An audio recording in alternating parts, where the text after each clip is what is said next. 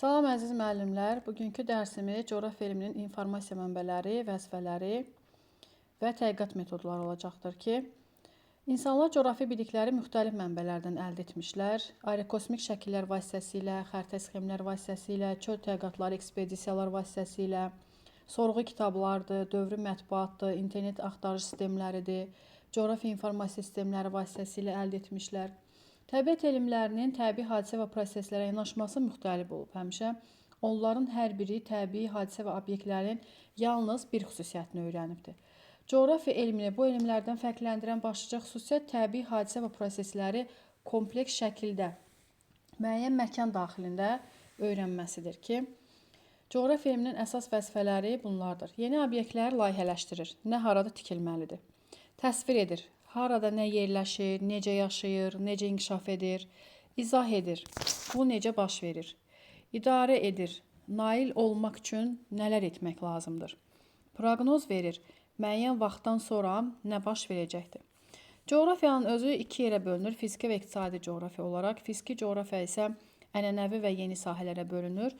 Ənənəvi sahələrə aiddir yerşünaslıq, geomorfologiya, iqlimşünaslıq, hidrologiya, bitki coğrafiyası, torpaq coğrafiyası, okeanologiya və kartoqrafiyanı aid edə bilərik. Paleocoğrafiyada ənənəvi sahələrə aid edilir.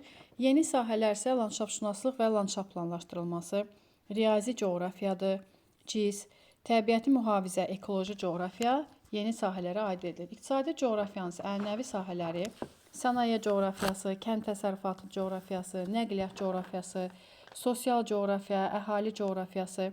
Yeni sahələr isə şəhər planlaşdırılması, ərazi planlaşdırılması, tibbi coğrafiya, CIS, siyasi coğrafiya və regressiya coğrafiyası. Siyasi coğrafiya deməli yeni sahələrə aid oldu, sosial coğrafiya isə ənənəvi sahələrə aid oldu.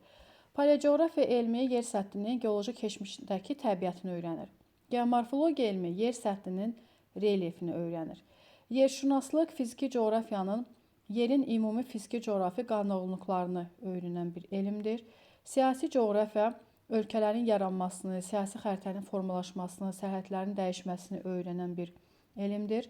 Meteorologiya yer atmosferində baş verən fiziki kimyəvi proseslərin havanın dəyişməsi haqqında elmdir. Okeanologiya bütövlükdə okean və onun hissələrini, fiziki, kimyəvi, bioloji proseslərini öyrənən bir elmdir. İqlimşünaslıq yer kürəsinin iqlimini öyrənir.